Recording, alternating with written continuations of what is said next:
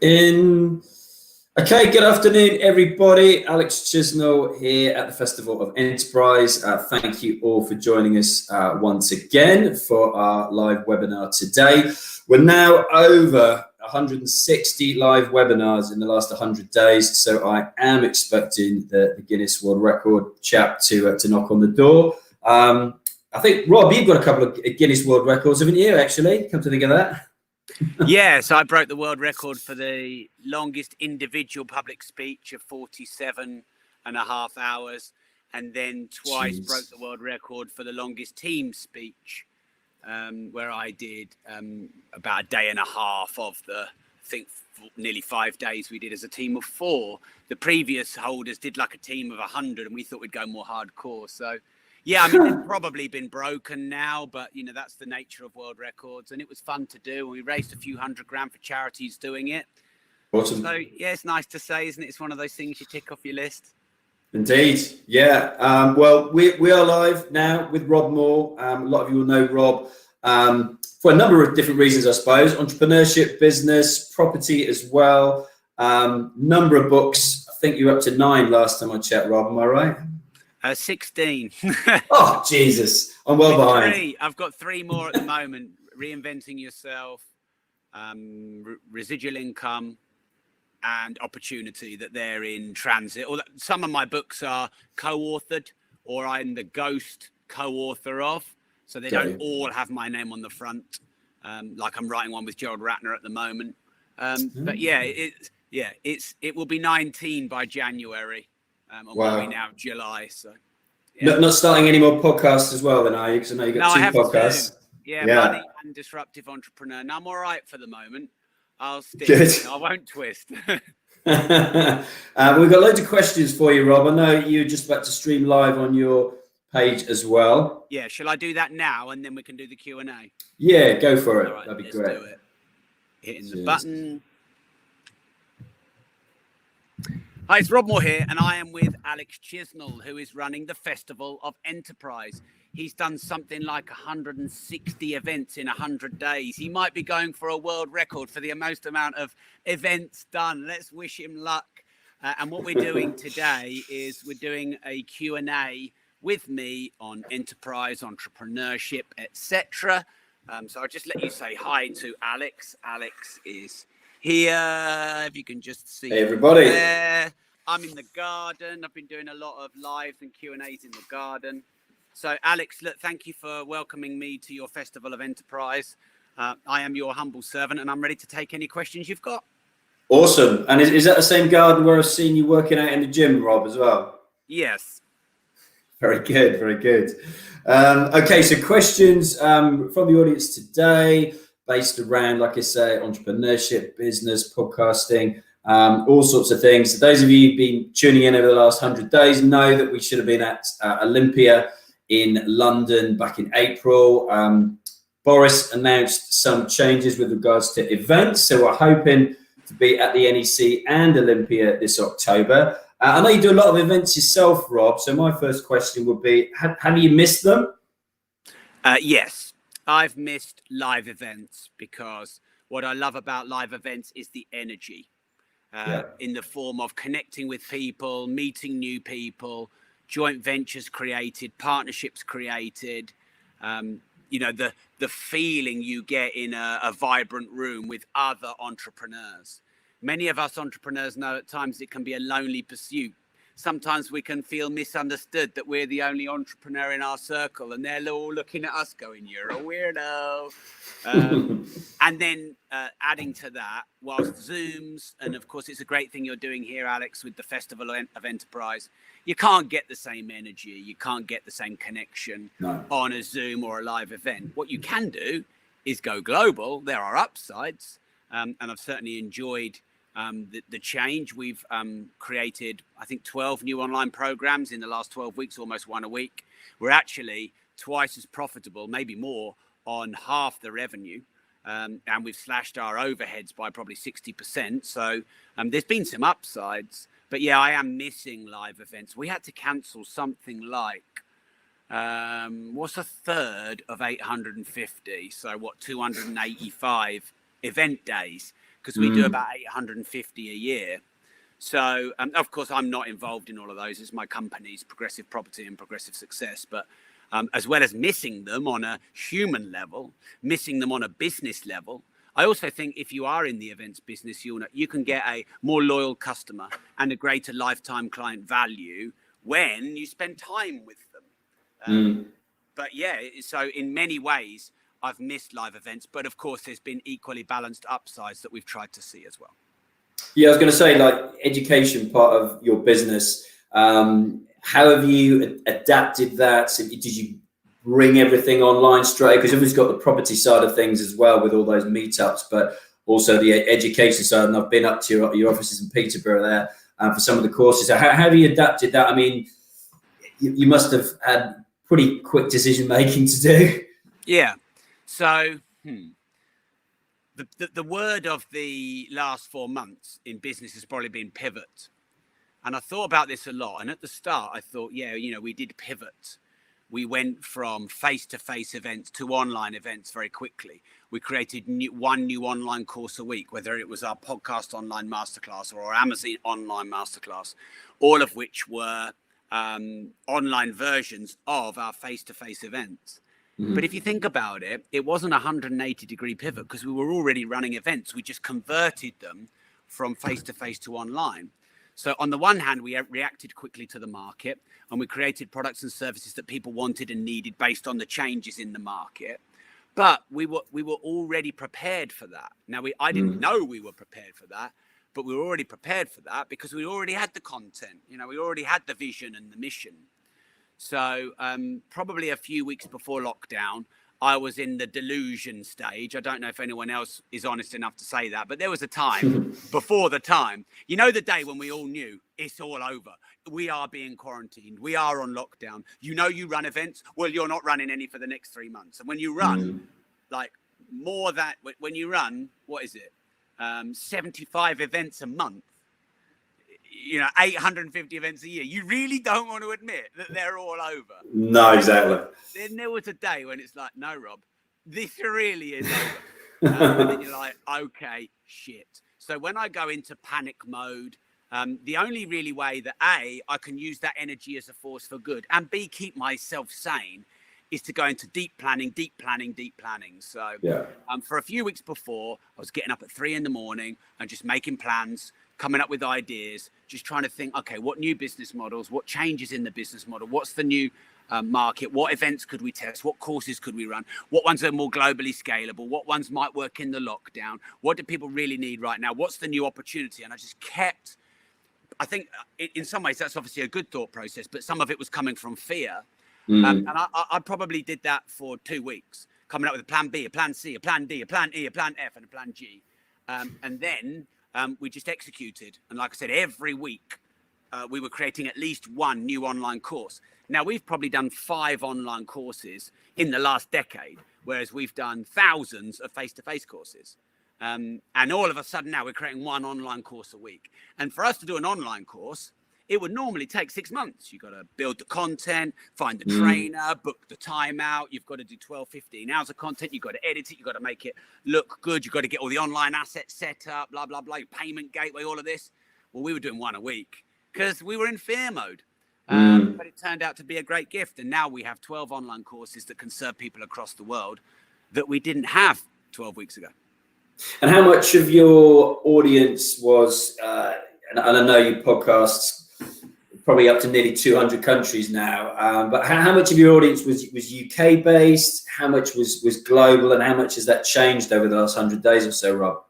Yeah, 90% plus of our entire following, whether it's the 750,000 in total we have across our 2 main databases, or all my social media following, or all my podcasts, is more than 90% UK. Now, right now, it's not like 50-50. I'd say, maybe we've gained an extra 5% maybe followers, but, 5% of maybe what in total it might be 1.2, 1.5 million. 5% of that's a lot. But of course, now our goal is to do more global training. So for many years before any of the business courses that we ran, we were running property courses because that's what we know and knew. That's my upbringing in business. But the thing with property courses is they're not globally scalable, because even investing in London versus Leeds, which is 100 miles, I think, north on the train in the same country, is quite different. But London from Lisbon is even more different in a different continent. And then on the other side of the world, it's even more different again. So it's always been a problem for us to scale globally. But with a podcast course or a public speaking course or a marketing course or a sales course or an e-commerce course, they are globally scalable, applicable training programs. And so I always had that in my vision to do that. But I guess we were doing well enough in the UK for it not to be urgent. Now imagine if UK had we were really struggling in the UK. What would I do? I would look further afield. So sometimes that comfort is the enemy of your desire for scale or greatness or growth. And also, because I was running 850 face-to-face training day events a year, my fear of launching online courses was that people then wouldn't come to our face-to-face courses. They don't need to, because they can watch it on a laptop. And so then we'd lose the face-to-face element. So I wouldn't say I was trapped by fears, and I wouldn't say that I was like comfortable or I was in this illusion. But these beliefs based on doing well in the UK held me back from doing well globally. And therefore, in many regards, the lockdown was a great gift. Yeah. Tony says, what was the trigger to get you out of delusion mode for the lockdown, Rob? When someone told me with proof, i.e. showed me, the BBC News website, or Mark said to me, no, Rob, this really is happening. Mark's my business partner. Yeah. The day that quarantine or lockdown was real was the day I came out of delusion mode. Now, by the way, let's say delusion was, there was two stages to my delusion. And actually, if you look at the process and progress of change, I think there's about 5 stages of change. And I think for everyone, there's a delusion stage. So I'm not beating myself up about this. I didn't know what I didn't know. Did I? No one knew there was going to be a quarantine and a lockdown. It's just, I guess the more paranoid people maybe thought, oh, it'll happen a bit quicker than maybe the optimists like me thought. But there was 2 stages of my delusion. Stage 1 was, it's not going to happen, don't worry about it. And stage 2 is, it's not going to happen, but I better worry about it in case it does. And so it was nice that I had some weeks to go from, shut up, don't worry about it, to, okay, everyone's talking about it, I don't think it's going to happen, but I better make some plans just in case. And then the day that it's real is the delusion is completely gone. But by the time the delusion had went, I had about 7 or 8 backup plans. Now, when I say my team really, we furloughed about 2/3 of our workforce. So we had 95 in one building that we own. We had 95 staff in there, and we furloughed probably 2/3 of them. And the team that carried on working through this really stepped up and did great work. It's just, I guess I had to come up with the ideas at first, or I had to lead the way. Yeah. You kind of maybe answer that a little bit. Danny says, when you say we, how many people are on your team that actually built each course? So how many people you maybe have working on changing that to an online model? Well, I mean, how many people were working on creating online courses? Probably 3. But then we had about 35 who were working on the entire businesses in sales, in marketing, in delivery, etc. But actually on the physical courses, probably only 3. Maybe a couple more, depending on, like, for example, I have a podcast agency, and we have a studio where we do live streams for podcasts and my YouTube channels and our webinars and our live stream events. And a few of the guys who run our agency they did their little pivot towards helping us with all the live stream events, because we'd never used StreamYard before. We'd never simultaneously lived on 5 or 6 different platforms before. There's a lot of firsts we hadn't done that we had to do really quickly. And of course, every time we were doing a day-long summit or an evening webinar or something like that, we had to have a member running the tech and the AV, sometimes 2. So we were many of our team members were able to adapt their role and evolve very quickly to be more useful.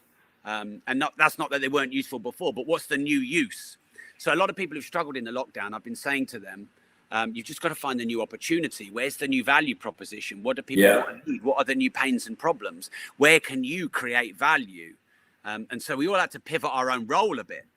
And, you know, the people that probably lost out were, oh, that's not my job. And, oh, I don't do that. And, oh, I don't want to change. And blah, blah, blah, blah, blah. I spoke to someone who's a commentator for Sky Sports. She's a good friend of mine. And there's a couple of massive names in commentary. I won't say the sport because I don't want people to know the names because I really respect these guys. But their contracts weren't renewed. And she said one of the main reasons was these guys are old guard. So, you know, maybe in their 60s. And she said all the technology and all the new stuff that Sky are bringing in, they weren't really on board with all that. They just wanted to sort of do it their old way. And I think if you want to evolve, disrupt, if you want to be recession proof, quarantine proof, bankruptcy proof, competitors killing you proof, then you need to dance, react, respond, evolve to the market. And entrepreneurship is solving the new problem. Yeah, absolutely. Problem solving, 100%. Tony says, whilst implementing your business pivot, did you change your decision-making processes? Good question, Tony. Yeah, faster. Don't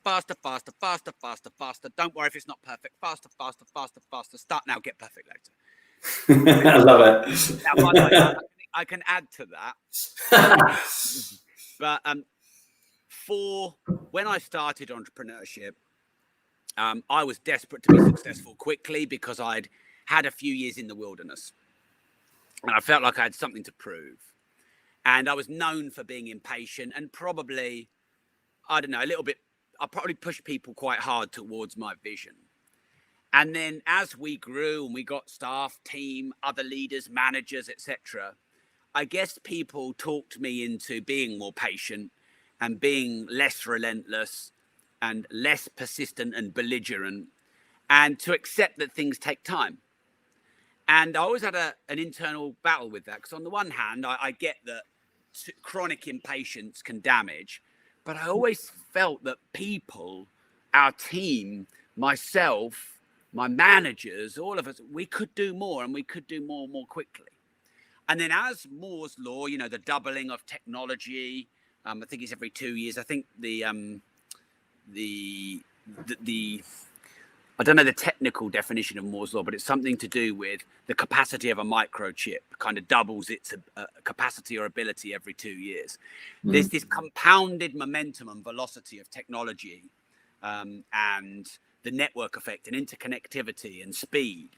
And I really do believe you can become more successful more quickly.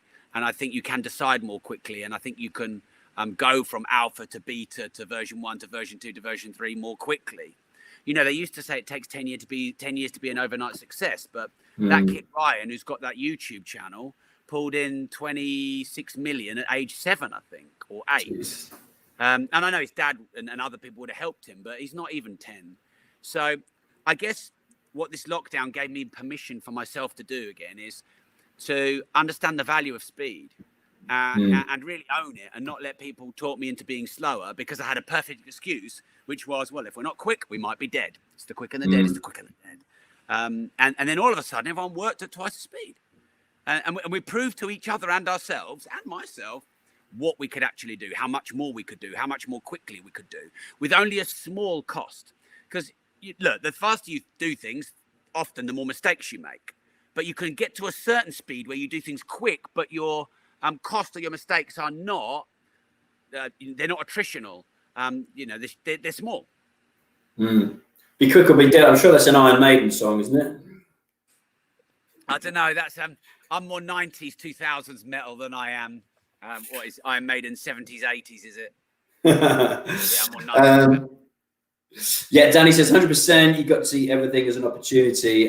Spoke to a whole bunch of people during lockdown, and a number of them, likes of, and you'll know, like Al Barrett from Grenades, Piers Linney, people like that were saying, I suppose the danger is you've got a lot of increased productivity with less staff. how does that change your attitude when you're unfurloughing staff? And yeah, people have been kind of working under pressure and it's kind of false reality. But what have you kind of thought about that in hindsight now that we're coming out the other side, hopefully? Well, what the lockdown has given many business owners a chance to work out is, were we lean or were we bloated? Is everyone needed? Are they in the right role? So those questions you should ask yourself all the time. It's not disloyal to ask those questions when you really value your team members, because we all need the ship to sail. If the ship sinks, we all go down with it. So I think they're good questions to ask. And so what we've been doing very regularly, my MD, my business partner, and I, is ask the question: who do we need to bring back? When do we need to bring them back? Or how long do we need to keep them on furlough for when their role becomes relevant again? And how much grace are we going to be given by the government on the furloughing? Because each month you have to pay more towards their furloughing. And then be honest if there's anyone who may need to move on just because things have changed and life changes. So you just got to keep asking those questions, and you've got to balance loyalty with not being too nostalgic. But a lot of fear or blockages in our own mind of how we could lean up, because we were trying to cut costs for a long time, but couldn't really scratch the surface, and we were cutting a lot of things. But of course, the lockdown with the furloughing gave us an opportunity to do that. So I just think you've got to always ask, are you that right balance between lean and leveraged? And try not to get too nostalgic, and just try and work out what roles are required. And you don't have to let people go. You can move them into a new role. But sometimes it is right for them to move on, because nothing stays the same. If you're green, you'll grow. If you're ripe, you rot. I think Ray Kroc said that. Good one. And have you seen, like you said, managed to grow your following, launching the online courses, getting more of a global audience? I read that Acast had said podcast listenership had gone up 20% in the UK, 10% globally. Have you seen any reflections of that in either of your two podcasts, Rob? Well, in the early couple or 3 weeks of the lockdown, I was putting out more content because I wanted to be more valuable to society, and also for my own therapy, because I was like, whoa. And then a lot of my clients and the people I mentor and a lot of my followers were really worried, and I thought I had some solutions for them, solutions I'd figured out or was figuring out. Sorry, remind me of the question. I don't know if you can hear, someone's just started chainsawing a tree in the back. Oh, is that what it is? I can hear some buzzing. Yeah. Following. Sorry. So we were up. My video viewership was up 300% on social media at one point. My downloads probably took a 20-30% increase. So I found the same. And given how many people you've interviewed on your lives, on the podcast, etc., what's the most interesting conversation, the most interesting person you've come into contact with over the last, say, 100 days or so? Well, we've been in lockdown, so I haven't really come into contact with anyone. So, I mean, I love JP Sears. I interviewed him for the second time on my podcast. He's the guy with the long ginger hair who does parodies, but he is kind of into entrepreneurship too. We always have great conversations. He's a fascinating guy. He's got a great, unique brand. But I haven't really touched a human being in 100 days, pretty much, other than close circle. So people always ask me, who's my favorite guest, who's been on my podcast, that if I could pick one. It's really hard because I've had so many really interesting people. I would say pound for pound, what everyone seemed to like and what I got a lot out of and who I got a lot out of. Probably say Barry Hearn, head of snooker, and other sports, of course, boxing. Really, really great guy. I went and hung out with Al Barrett at his house for a day. Who, saw some of that. Yeah, he's a cool guy. That was just really fun. He's hilarious. Yeah. What was Paula Radcliffe like? I saw you had her on. Lovely. Was she? Yeah. Lovely, wise, grounded, lovely. You know, I intentionally interview a wide range of guests. I've interviewed many billionaires.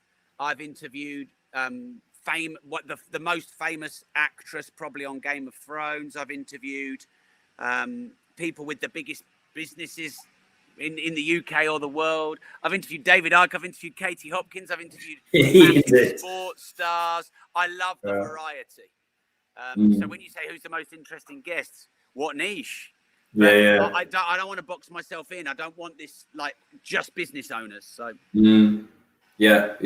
Couple of questions coming in again, so I won't hog the opportunity. So Warren says, being an entrepreneur is often about making the right and quick decisions. How do you manage the vision amongst your team when you personally make unforeseen mistakes? Look, so I make mistakes all the time. I create a lot of chaos. I do things quickly. I'm an emotional guy.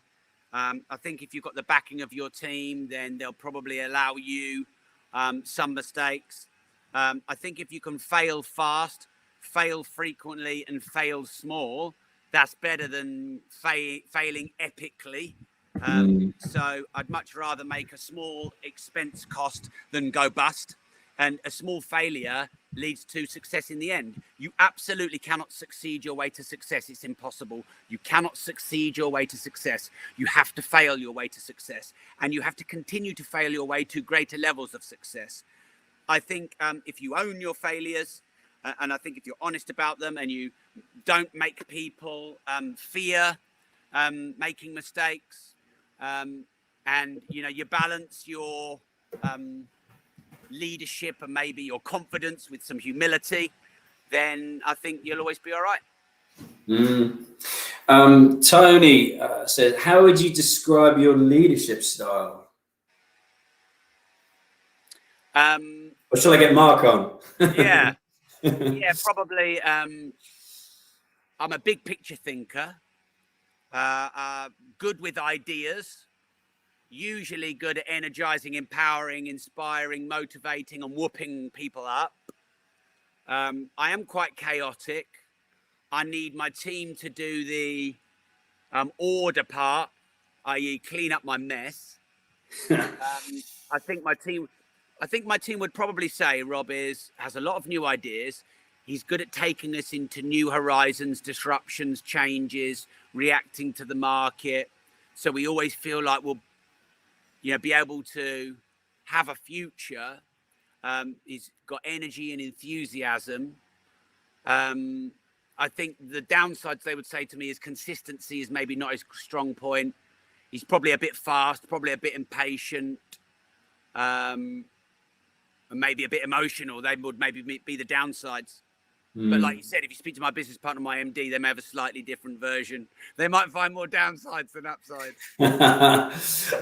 Brilliant. Well, last couple of questions, everybody. I'm sure Rob has got a busy day. And what's kept you sane during lockdown, Rob? I know you got your decent-looking gym there in the garden, but have you kept your routines, that morning, afternoon, evening routines as well? I would say long walks. Exercise, the close people around me, family and very close people, they know who they are. My therapist, and continuing to be able to add value to all my followers by upping all of my value to them. I would say they're the 5 things that have kept me sane through the lockdown. And are you looking forward to a holiday, or are you staying in this country, taking a break? Yeah, I'm trying to use the intensity of the lockdown to get a little bit more focus on self-care, and focusing on those close people around me, because there's been some great cost to my entrepreneurship and the amount of hustle I did in the lockdown. And, you know, that's okay because that's the cycle of life. And last question, did you watch the Liverpool game last night? Because I know you're, like me, you're a Liverpool fan as well. Yeah, so yes, I did. And yeah, I mean, obviously we already knew we'd won the league, but when you saw it finally happen, it was a great game. And yeah, 30 years of hurt. No. That's funny how that was said about England, and actually it's about Liverpool. So, yeah, but look, I'm not a gloater. It was our time this year. I think it's going to be challenging next year because I think Man City will be good. Yeah. But yeah, it's nice to. It's nice, isn't it? It's nice. I mean, I went to a couple of games this year. The Suarez season, I went to loads of games. I try and get to some more games, really, and enjoy the atmosphere. Yeah. So last question. Here we go. We're on 1:15, but I'll let Danny have this one if you've got the time, Rob. What keeps you grounded? The universal laws keep me grounded, because the universal laws, I believe, state that when you get pride or ego or hubris or overconfidence, you will be thrown a challenge to humiliate and ground and level and balance you. Just like when you're overly down or struggling, it will throw you something to support you. Too much challenge, you'll be given support. Too much support, you'll be given challenge. And I suppose age, trying to do good and add value and do the right thing. The fact that the more you grow, the more you realize there's left to grow. You know, the next level you go to, all it does is open a higher level. So yeah, because I am who I am, I tend to create quite a lot of chaos, and often there's humility in that chaos as a way of keeping me grounded, because I'm naturally a guy that floats up into the clouds, because that's just my nature. Yeah, well, look, Rob, love following you on social media. Love coming up to your place in Peterborough before as well. So keep on doing what you're doing. Appreciate you taking the time out today to join us and answer the questions. So thank you very much, buddy. My pleasure, Alex. Thanks, everyone. Take it easy now. Bye, Rob. Cheers. Bye. Bye-bye.